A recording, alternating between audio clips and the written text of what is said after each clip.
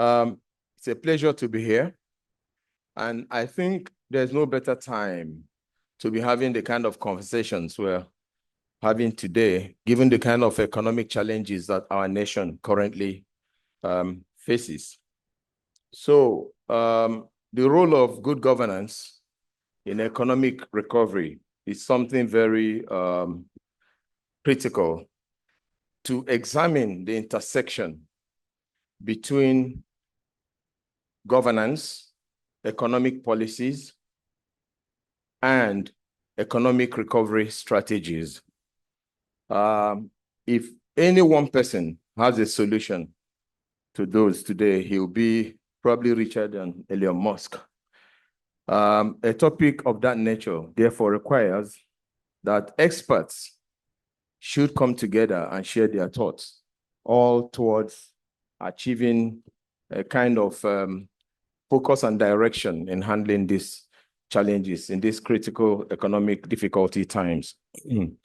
So it's my pleasure to invite the panel members. First of all, Mr. Laoye Jayola. Is he here? I'm online. Online? Oh, yeah. Okay. It's true. Dr. Biodun, Good afternoon. at least I saw him earlier. The CEO of NCGS, Temi Popola, will make his presentation online, and then the discussion panel can kick off. So on that note, I'll take my seat and invite Neros and Co to liaise with Temi so he can make the presentation. Thank you. Thank you so very much. Let me just say a very good afternoon to everyone. Let me thank the organizers for having me here, and to please crave your indulgence that I stand on all the protocols that have already been established. Of course, on top of that, I've been informed that the DG of the SEC, my regulator, is there. So permit me also to give him a special mention and recognition for that. And in fact, it's very difficult to speak about the subject, governance, its impact on the economy, without really also having the SEC there. So I think it's very good to have the DG around as well. Let me jump straight into it. Let me thank you again for the opportunity, with apologies that I can't be there in person. And what I will do is to speak, I think, for no more than 10 minutes. I know that sometimes when there's a virtual attendee versus people in the room, it's also not very easy to follow. But what I'll do in the 10 minutes that I have to speak really is to touch on three things. First and foremost, of course, it's very difficult for me overlooking an exchange group of companies without speaking about the economy. So I will speak about the economy very briefly. Secondly, I will touch on just the sort of gains that we have made in our markets when it comes to the subject of governance, its impact on the economy. And then finally, I would make some recommendations. Okay, thank you very much. So let's go to the next slide, please. And in this slide, I want to just give a very quick, I think, snapshot of the current state of our economy. This is what I spoke to earlier as the first of three things I would be looking to do.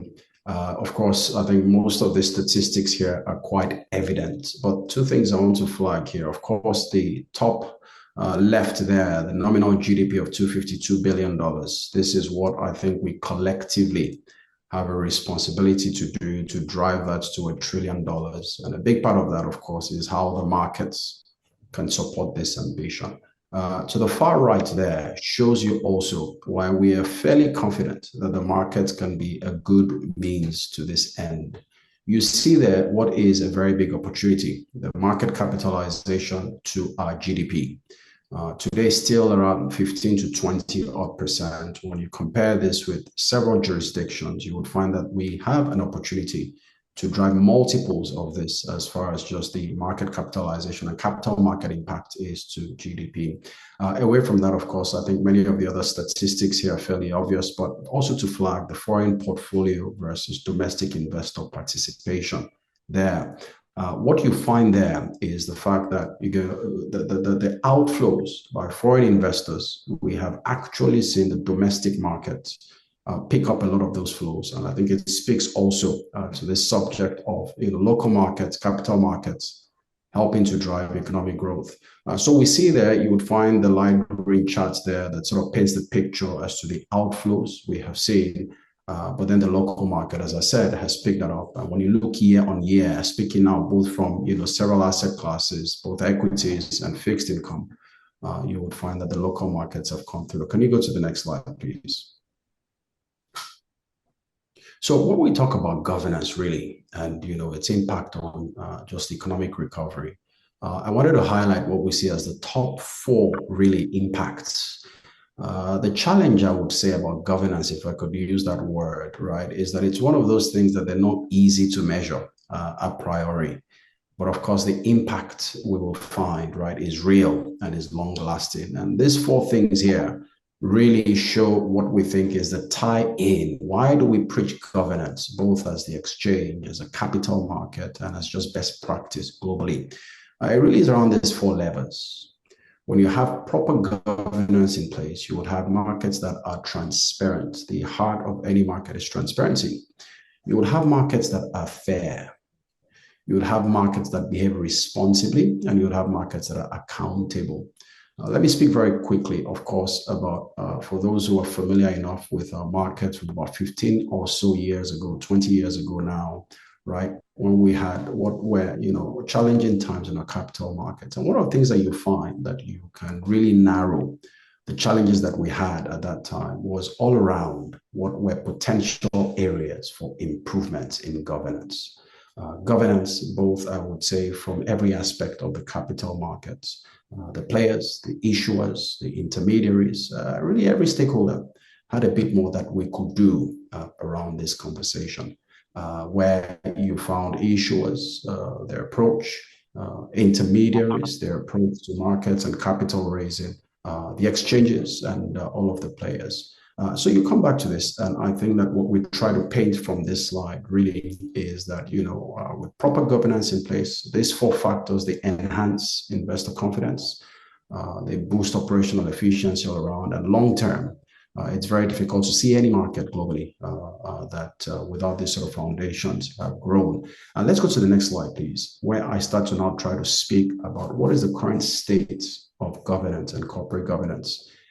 And in doing this, next slide, please, I try to be conscious and aware of the fact that, of course, there are people in the room who are governance experts, both individually and as corporate bodies, as it were. And so what I try to do here is just to restrict this conversation when I speak about the current state of governance, right? Really more around the lens of corporates, as it were, listed companies, some of these companies that also raise capital through our exchange, through our capital markets. And today, I think it's very, very good and noteworthy to say that we have a market today that has made significant leaps and bounds on this subject matter.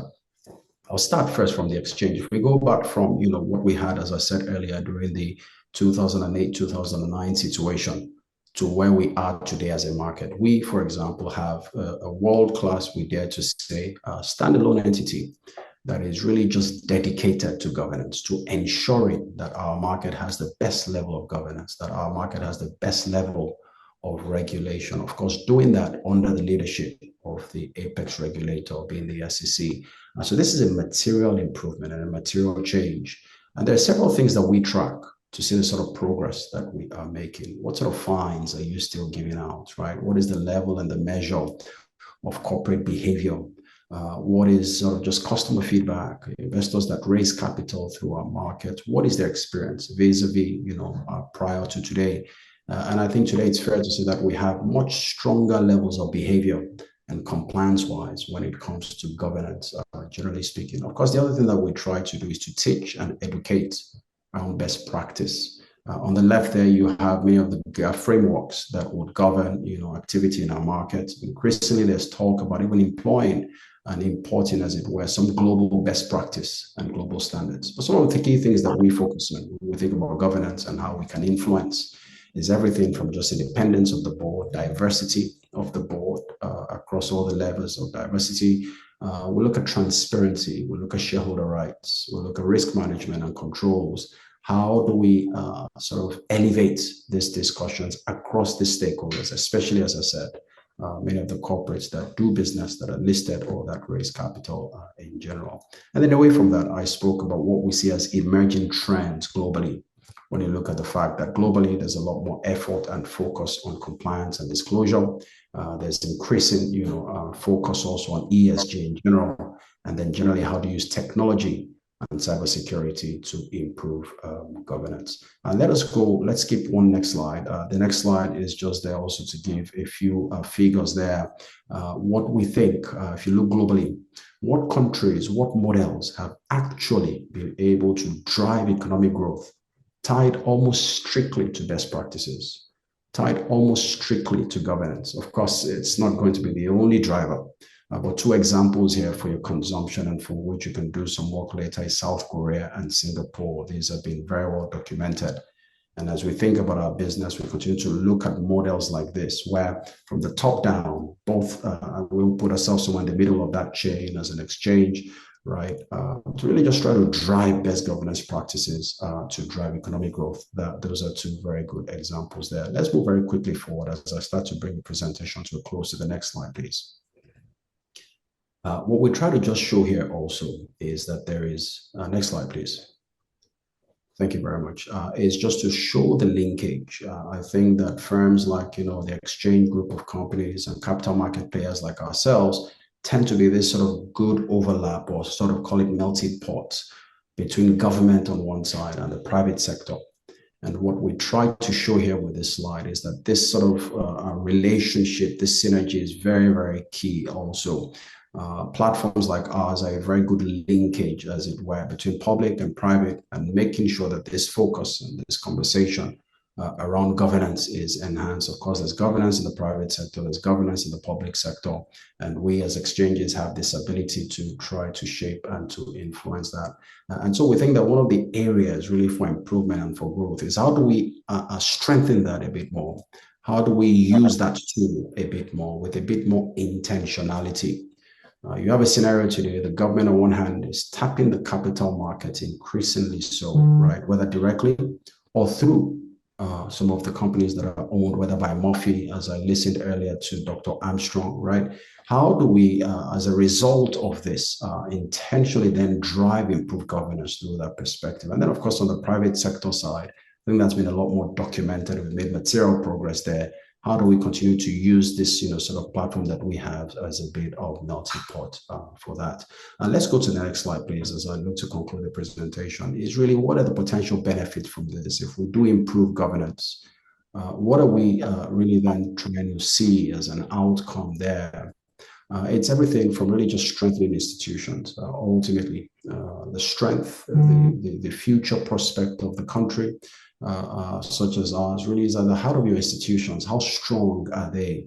Strong institutions would weather any sort of cycle and tide that you see. And strong institutions have a very strong correlation, really frankly speaking, to economic growth and prosperity. And many of these other points, they're on fostering innovation, which is also very key. Tax revenues also improve, and then public trust gets improved. Let's go to the final two slides, please. What I call the NGX's role in promoting corporate governance. Next slide, please. I just thought we would highlight three of the things that we are focused on here. One is, of course, regulatory framework and compliance. Where, as I said earlier, we have a dedicated company, well-governed, standalone entity that really is responsible for enhancing our regulatory framework, compliance with rules, compliance with laid down procedures, and on that basis also they have a responsibility to continue to think through how to enhance governance and efficiency. The other thing that we've done at the bottom left there is market segmentation for our governance excellence. If we look at the different boards that we have at our operating exchange, you would find different boards and different segmentation.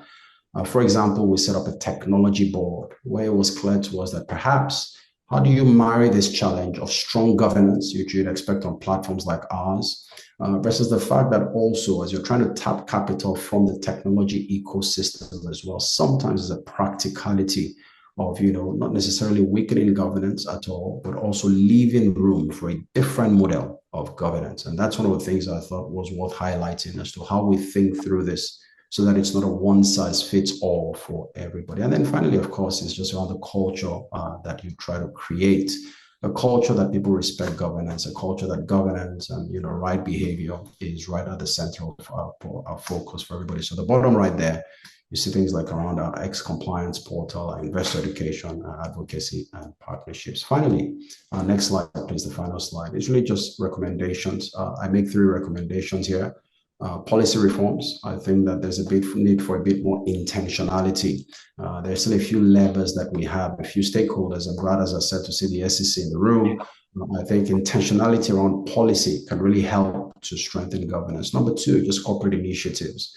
One of the things that we've seen from many of our corporates is a lot more awareness and commitment to governance. How do we intentionally plug into some of those? And then finally, public-private partnerships really, I think, also could be another mechanism around intentionality to deepen governance. I think that it's maybe a good place to stop. I'll leave a few questions for consideration on the final slide, which, as I look forward to a good session with the panelists, I hope that some of these points also could be touched around, really around intentionality, around listings, quality listings.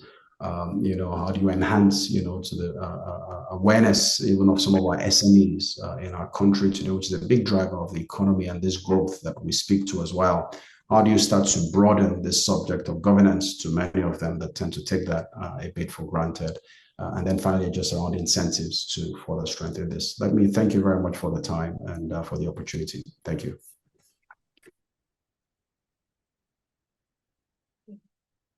Thank you very much, Temi. Would go with the ladies first. I will call on Mrs. Irene Atto to give us her thoughts on how corporations can strategically leverage corporate governance practices to maximize their contributions to national economic recovery. How can we leverage corporate governance practices to enhance economic growth? I would like to look at this from a cultural perspective because good corporate governance, you would agree, is a collective responsibility. It's not something that one person or one stakeholder can do. And for us as corporations, I think that a way that we can enhance this would be through different strategies like policy engagement. More corporations could get involved in policy discussions and policy engagement with the public sector as well. A lot of times you find that when new policies are proposed that could impact the economy, you find some organizations tend to shy away and there's low participation, and this hinders growth, it hinders development because for us, development and the recovery of the economy is a collective effort. And if we come together and we engage in all these opportunities, when opportunities are created for you to engage, it is important to take that step and contribute to the collective. That's one way. And secondly, I would say with the enhanced, with new structures and new concepts that have been introduced, like ESG, from my experience working in the private sector, I have seen that there's a lot of resistance to ESGs because culturally as Nigerians, you would agree that we have a peculiar position when it comes to many of the solutions that are proposed by economic and social governance. We feel like many of the other countries, the West, really are more advanced, and the kind of the peculiar challenges that we face in these areas tends to discourage participation and adoption of these ESGs. But ways that organizations can encourage this is by embracing it.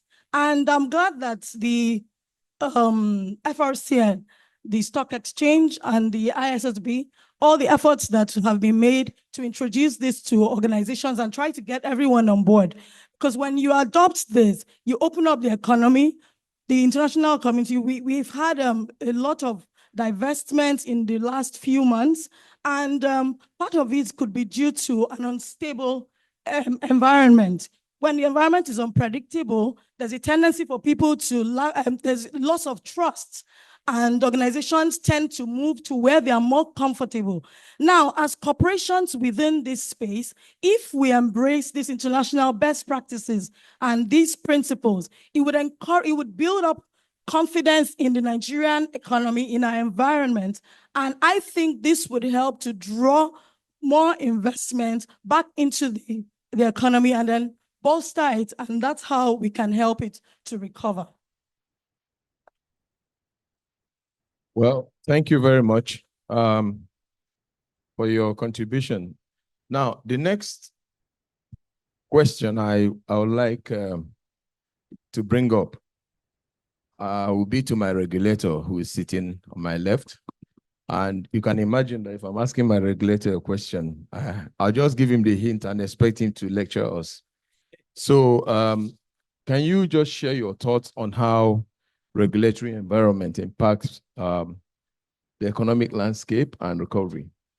Thanks so much. And 5 minutes, right? Okay. Because if you leave a regulator, we'll be here till evening. I'll try as much as possible to adhere to that. Thank you, because this time I'm the one regulating. Yeah, definitely. Thank you. Yeah, I think, first of all, I just want to tender unreserved apology of my Deputy Governor Economic Policy, Mohammed Sani Abdullahi. I think he's working.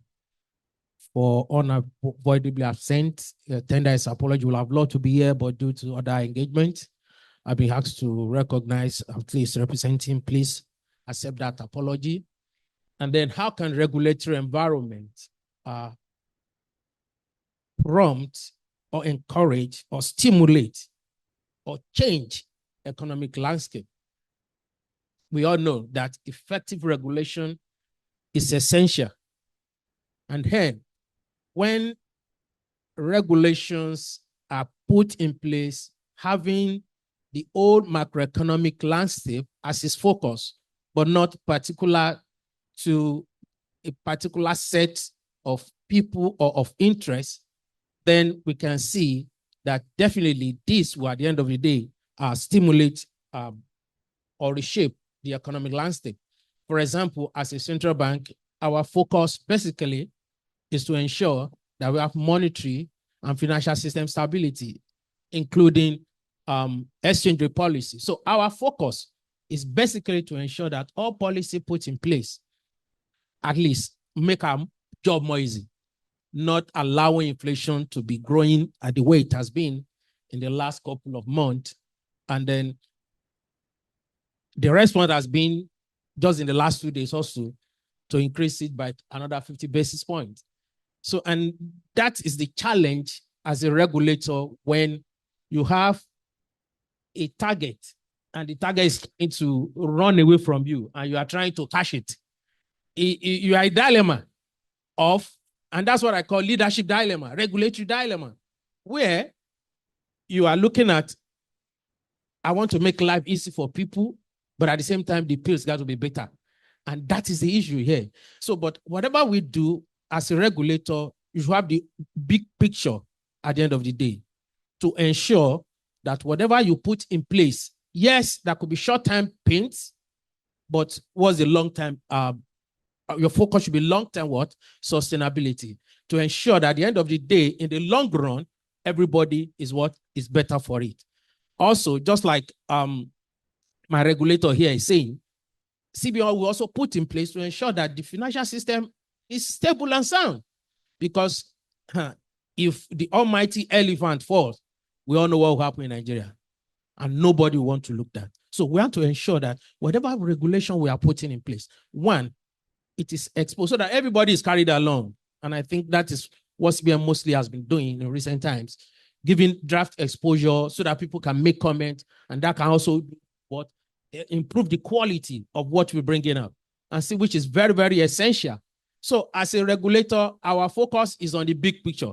Yes, one or two might say, okay, we are not there to cater for a person interest or a group of person, but the generality of the economy. So that's the focus. And then any regulation that is not one It has to be consistent with what is happening globally. Yes, we are, and then looking at that global perspective to make it more what? Homegrown. Look at ourselves, look at how we can do, look at what we can do. So it is difficult for us as central bank to dance to kind of yield to some pressure, because we have a goal, we have a focus, which is inflation, exchange rate stability, and we can see what has been happening in recent time. At least there have been the volatility in the market has been relatively stable, and also the banking system has not been, at least with this new, the ongoing capital recapitalization, we expect them to be at least as big and strong, and then they can compete internationally. Thanks so much. Thank you. Thank you very much. Thank you. As we all know, if you think back, indigenous companies, especially the ones owned by families, let's say 40 years ago, 30 years ago, if you check, most of those companies don't exist anymore today. Some people have ascribed it to, this fear that if you go public, you lose control. But what happens at the end of the day is that you own 100% of 1 naira instead of 10% of 100 naira. So the next question, I'll be directing it to Mr. Laoye Jayola, who is online, and I hope he can hear me. So the question is, still talking about capital market listings. It often elevates governance, like we know. In the Nigerian context, what strategies can be employed to incentivize more companies to pursue public listings and recognize the inherent value of robust governance and transparency? In summary, what can we do to convince most private companies in Nigeria to actually list so that governance can be elevated and the companies going concern status will not be threatened in the long run? So, Mr. Jayola, if you can hear me, can you share your thoughts on that? Thank you. I'm hearing you very well. I just want to be sure that you're hearing me. Okay. Are you hearing me? I can see you as well. Yeah. I'll share 2 things. I'll answer your question, but I want to speak to the paper presented. And if you look at it, Temi brought out four key principles of transparency, accountability amongst others. But I tell all of us, when we talk about corporate, whether in the corporate sense, in the government world, a key thing that is my problem, when I studied finance, the issue was agency problem, where the person that is given the role to play does not play in the interest of the principal. And that has been the problem. That's what we are doing. All this corporate governance is to ensure we bring in trust and we bring in that place where we can check and make sure people pay in the interest of the people. And so in the private sector, we've done quite a few, and I want to commend the work that private has done.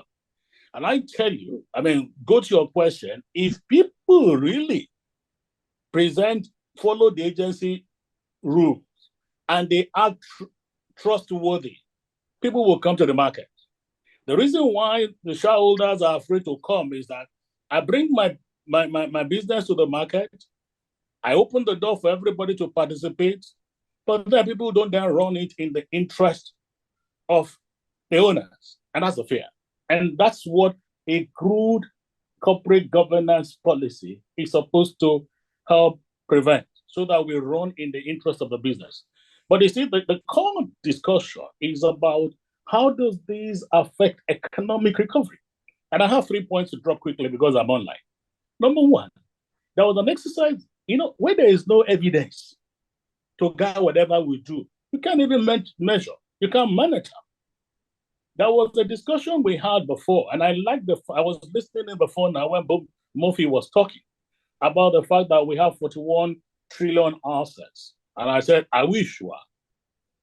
How many of these assets do we value? We went to the governors at a point in time to say, look, every state is viable. You have assets. Have you valued it? And that came when we realized that even Saudi Arabia and they all value their assets.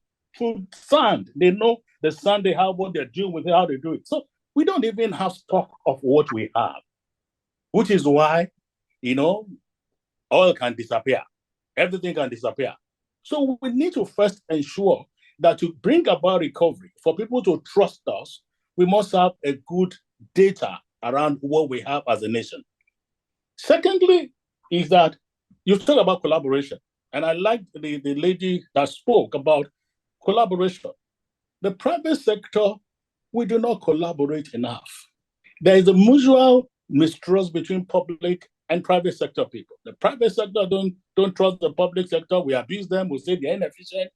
And the public sector people don't trust us. They think we steal. But you see, this Nigeria belongs to all of us. And unless we work in the common interest of the nation, we're joking. For me, what is Ayo at the previous panel asked the question, how can we know that this is beneficial until Section 2 of the Nigerian Constitution is made live to all of us and we meet and provide for the need of the people?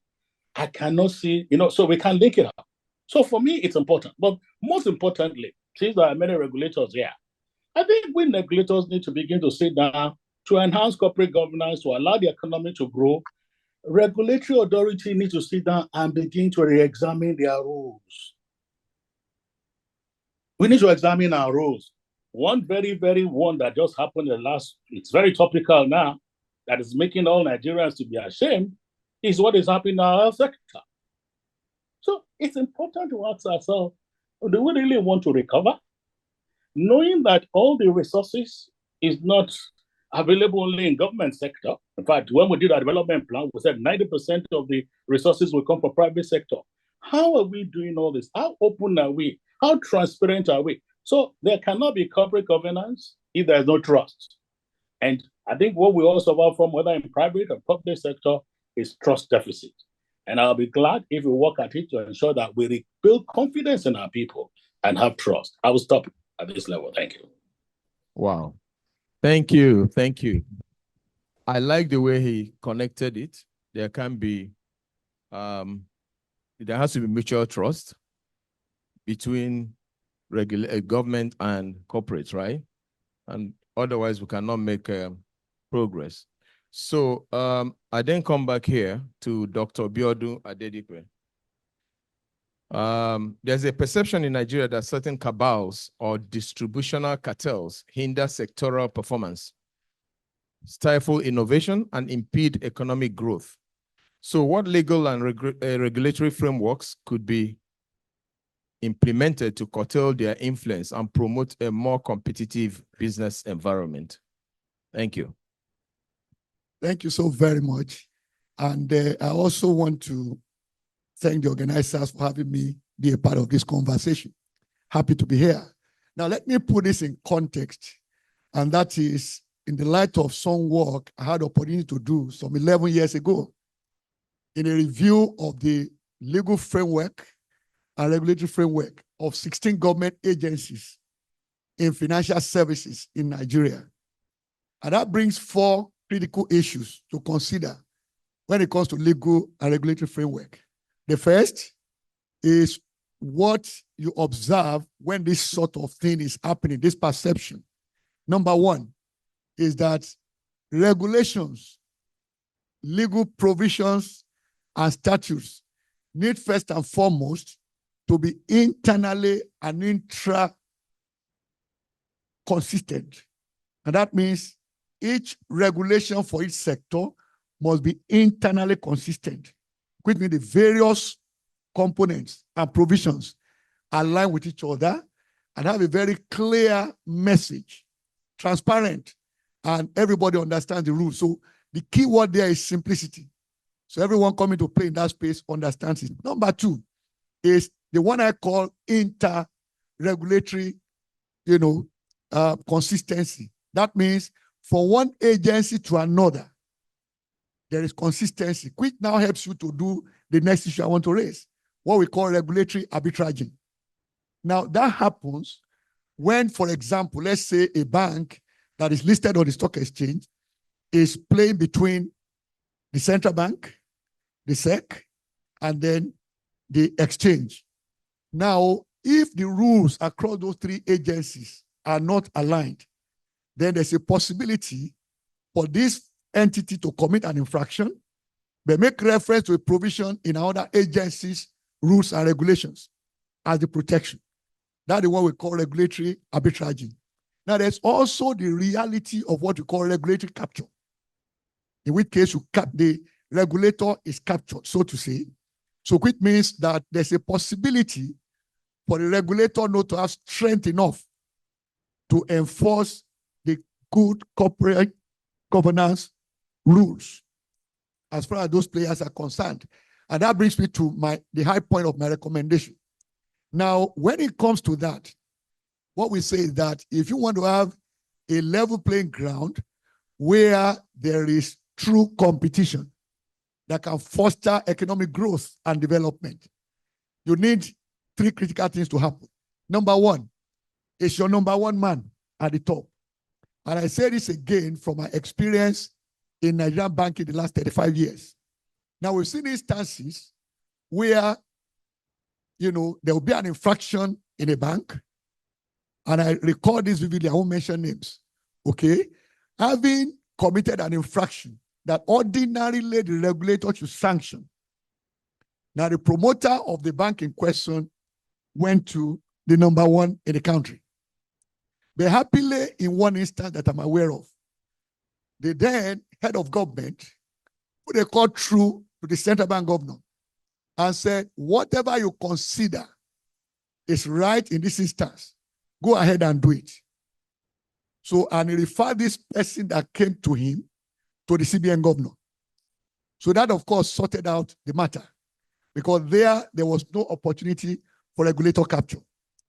Now, there's yet another one where, again, I won't mention the time because you can figure out the characters if I mention the time, where someone went and expressed interest. This was to buy the headquarters, the head office building of a bank, all right, for a value much less than the market value, because the bank in question put it out for sale.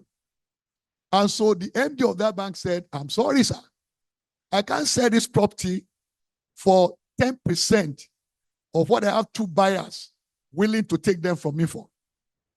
And the response was, you can tell me that because you still have a bank. And of course, that bank is history today.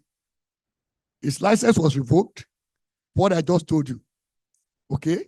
So now, those are two scenario life cases that happened there in Nigeria. So, and that is why, for me, the first important thing is the number one man or woman that people can be tempted to run to for protection when they break the rules. Number two is you need an executive officer in every regulatory and government agency who has strength of character to be able to withstand the pressures from those who ordinarily will want to capture the system. And then my final point is what I call consequence management. Once people know and are very clear that there are rules, no doubt, and that if you break the rules, the consequences are well stated, and then there is courage to execute those consequences, either from number one at the top or from the chief executive officer of the agency concerned, then everybody will fall in line. And there are enough rules and regulations in Nigeria, let me say. There are enough of them, like in other geographies. But where we have gaps are in these areas. And so if we have a resolve to play by the rules of transparency, accountability, fairness, as mentioned earlier, those 4 pillars of corporate governance, then we'll be on our road to getting everyone interested in investing in this economy to come happily. Thank you so very much. Thank you. Thank you for those powerful comments. So thank you. And then I'll go to Mr. Soji Apampa to comment on this one. And I'm saying that beyond traditional financial incentives, what innovative policies and mechanisms can be introduced to encourage companies, both public and private, to adopt, maintain, and continuously improve their corporate governance practices. So, Mr. Pampa, I yield the floor to you. Thank you. Thank you very much, our dear moderator.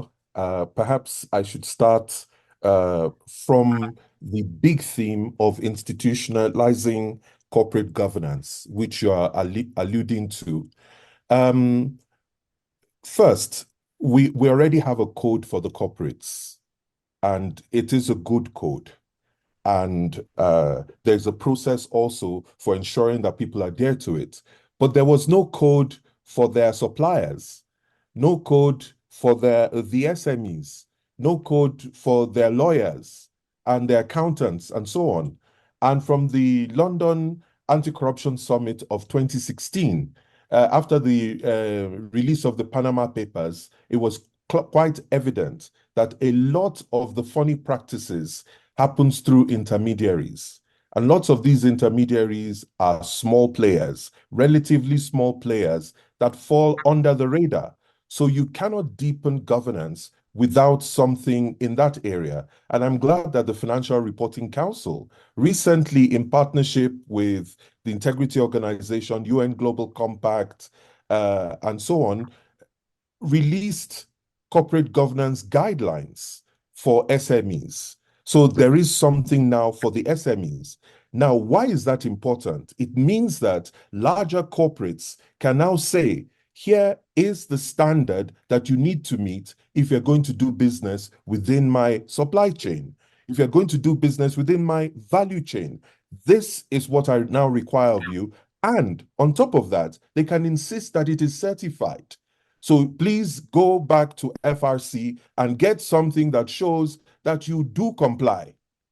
And it is the beginning of bringing the rest of the 96% of the private sector, which is SMEs, into the whole governance equation. But that's not all. FRC also has a draft code for the not-for-profit sector as well, and also for the public sector as well. So there is a draft code for the public sector in Nigeria, which then also encourages the public sector to think of governance in the same way as private sector has been thinking of the subject of governance. Except you do that, you will not be institutionalizing corporate governance. So I'm happy we're making steps in that direction. But to what the last speaker said, and which is very important, is that there are three spheres in society. You've got government, business, and civil society, or the rest of society. Now, business prefers self-regulation. And our main presenter was talking about the markets, one of those self-regulating bodies. But you see, self-regulation itself breaks down when you don't have all of three things in place. Number one, that they need to be very clear about the rules to measure their own actual or anticipated behavior. They need to have those rules very clear, and that is often there. Second, they need to have consequence management, as the previous speaker has mentioned, without which self-regulation breaks down. If there are no consequences, why will you hold yourself to those exacting standards?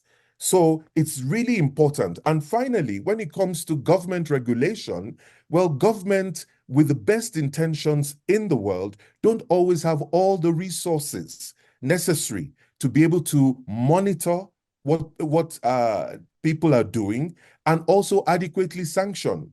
So we need that public-private collaboration in the area of governance, as the topic and theme of this event is saying. That is very important. Now, I just want to finish up with linking it up with transforming the economy. Because if you're looking at making our budgets work better for us, then you'll be concerned about three things from the IMF Code on Fiscal Transparency, for instance. Number one is the size of the fiscus. Where are we getting the money from? What is the discipline that shows us the size of money that we can actually budget? And so we're thinking of taxes. We're also thinking of stimulating growth. through the private sector, because without that, where are you going to expand the taxes if there's no prosperity in the land? You just shrivel up what is already existing, you kill it. So that has to grow. Secondly, is allocative efficiency. So long as we keep misallocating funds to the places that will not stimulate economic growth, then it really doesn't matter how much money we have at the end of the day. And finally, operating efficiency. If the little money we have, somebody can just wake up overnight and say 814 billion has gone into returning us to the former national anthem in 2 days, and there is no question asked, how did you spend 814 billion? What kind of operations was the 814 billion spent on? And you cannot answer that question. And we have so many more of these sorts of things. Then at the end of the day, you don't have the operational efficiency, you don't have the allocative efficiency, and you cannot manage the size of the fiscus. What you're projecting is not what you're able to raise and spend. Then how do you have the economic growth? Which links back to the quality of your governance, because nobody is holding you accountable. So all of these three things I would like to submit are fully linked together, which is the deepening of corporate governance into all spheres of society. Second, the joint participation in order to reduce the chances of regulatory capture, making sure that each sphere is playing their own role in governance. And finally, that we are seeing how all of this links back into growing the quality of governance, economic governance that we have in the country. Thank you very much, sir. Thank you. Thank you very much. Those were quite punchy, and I thank you for your contributions. Truly, you know, what struck me was you're busy taxing the corporates, the value chain. There's no even formal register. There's no formal way of saying these are number of SMEs I have.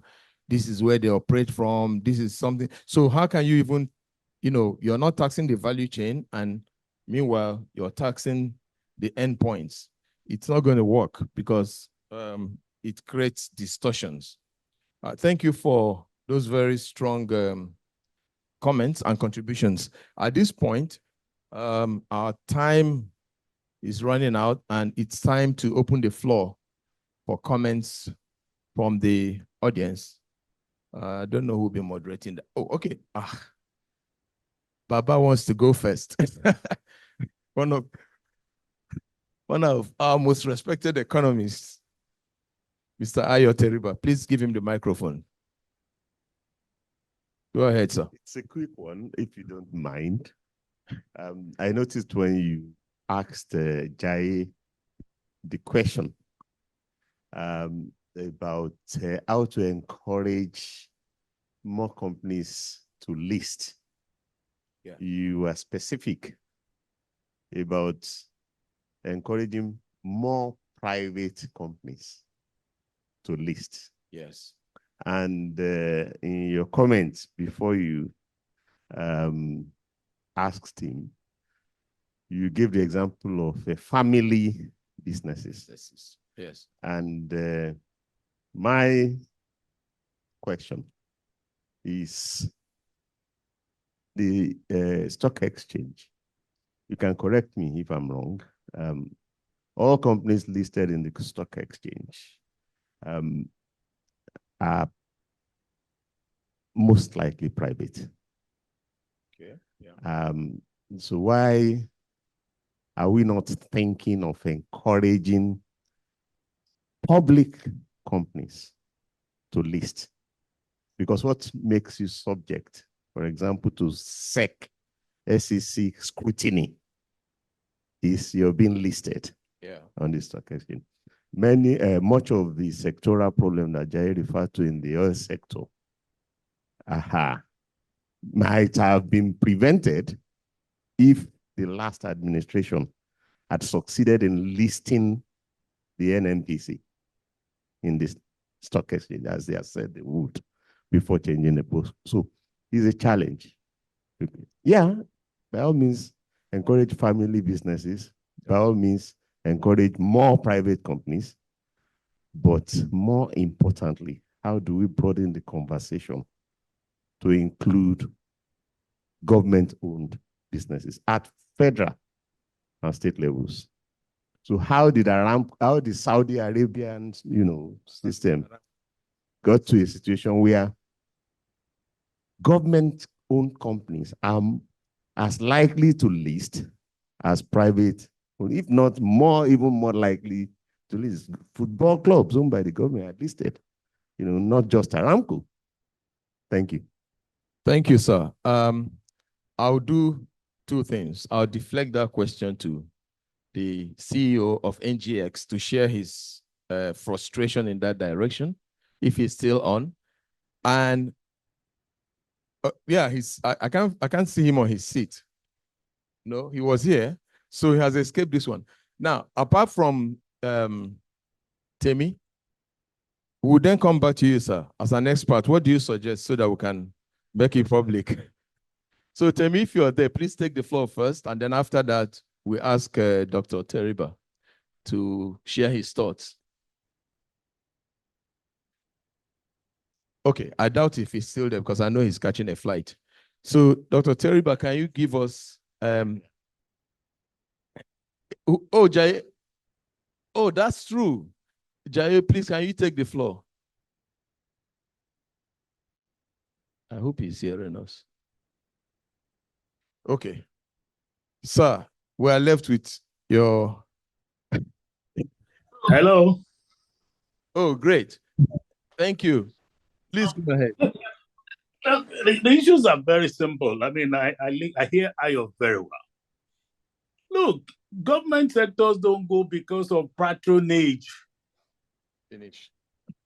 If you want to use it for people, you come and you list. It's patronage. Everybody come, they keep it, they use it patronage. Unless we want to be transparent and accountable, all these things are grammar. I'm sorry, I'm a retiree now, so I say the way it is. I don't know more than that, though. Chair, I've said my own, the way it is. It's patronage, we know. And when we are willing to work in the interest of the people, these are not difficult. It's patronage. And I've talked about agency problem amongst our leaders ourselves. So when you are in charge, are you working in the interest of the people? So once we deal with this thing, it's not difficult, people will come. Thank you very much. I don't know whether you heard me or I am. Oh, yeah, sorry. Of course. We can all hear you, and I see many people are nodding their heads. So you've landed quite well. Thank you. Thank you. And thank you. Enjoy your retirement. He told us also he's on retirement, so he can say anything as it is. Thank you very much. Let's probably take all of the questions so that you can then distribute to all of the panelists so that we don't have, if you may, yes. Okay. And I know that there are several, oh, there's one already. There's one there. Any more questions so that we can get the mic to you? So we can consolidate all the questions. Thank you very much. My name is Toyin Adenuba. I think that we haven't yet done proper justice to the point raised by Dr. Teriba. Okay. And I feel that it is the CEO, the MD of Mofi, that should address that question. In the sense that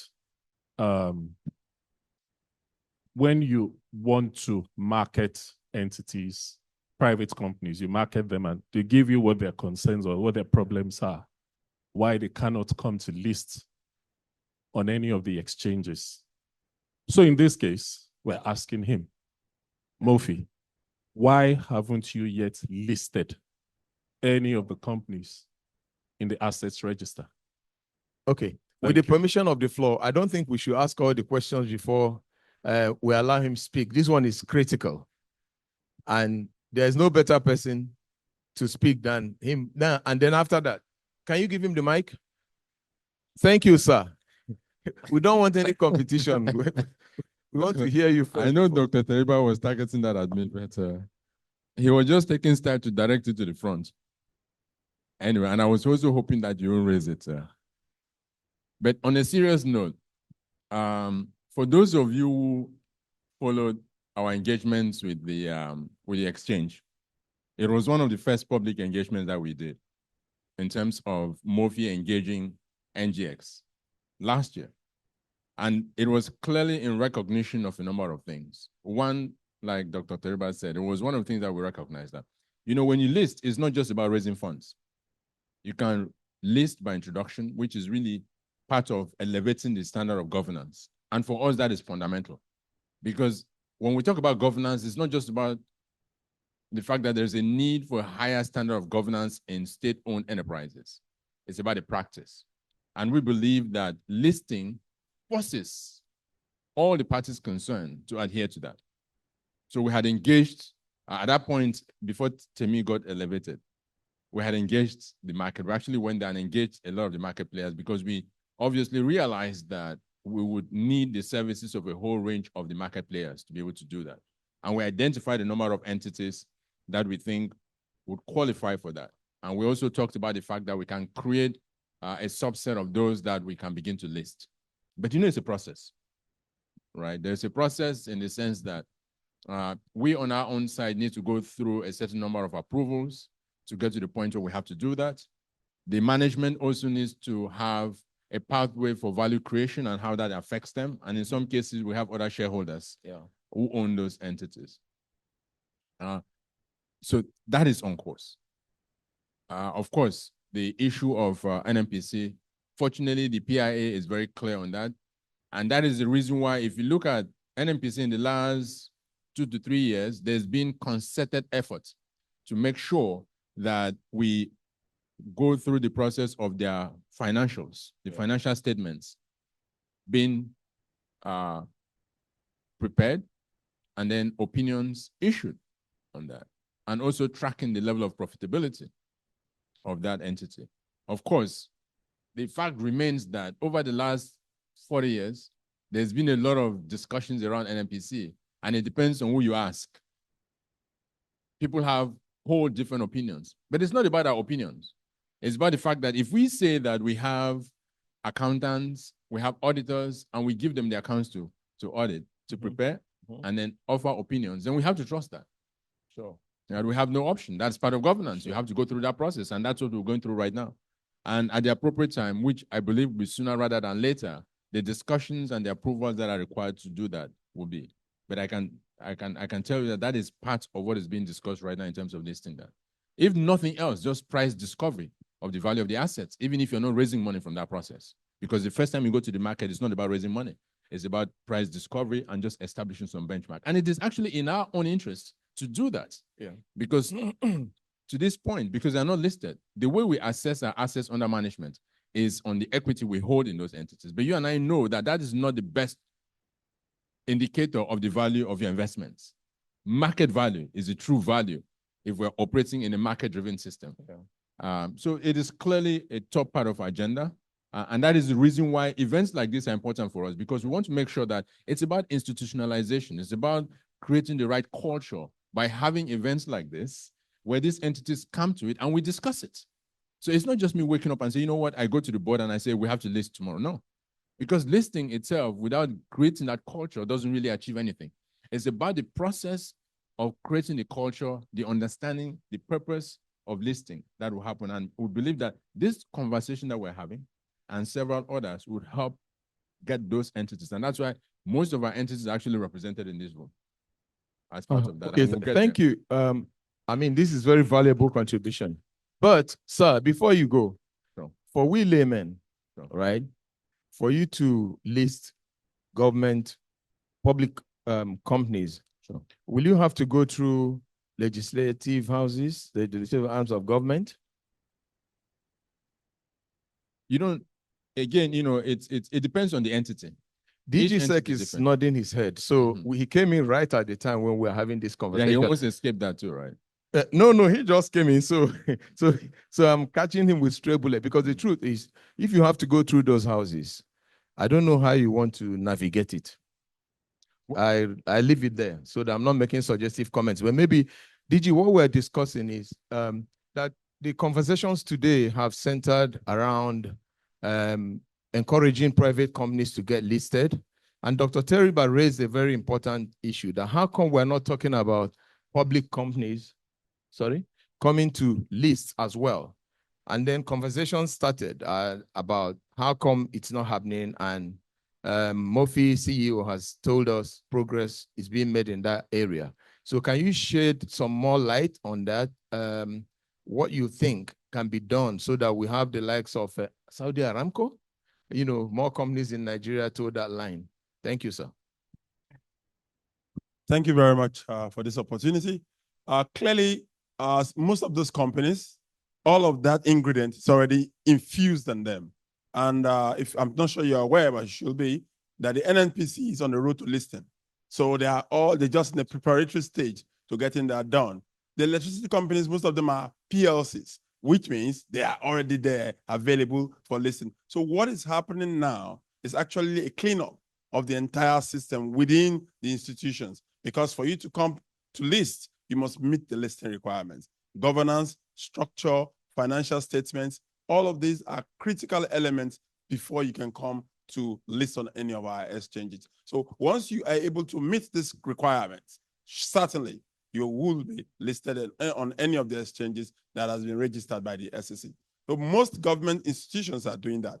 And just to bring you back to time, a lot of the companies that were listed previously were government companies, right? So government in the process of privatization, right, issued guidelines towards that end. And exactly why the Bureau for Public Enterprise is in existence, to midwife these institutions into listing in the exchanges. So it is already happening, and the instruments and ingredients are all in place to get that done. Thank you, sir. On that note, we can take, I don't know how much time we've got left. We can take one or two more questions so that we can bring the session to a close. Anybody in the audience? Okay. So, being there no other question, is that not how they say? We thank you for your attention and we declare this session closed. Thank you.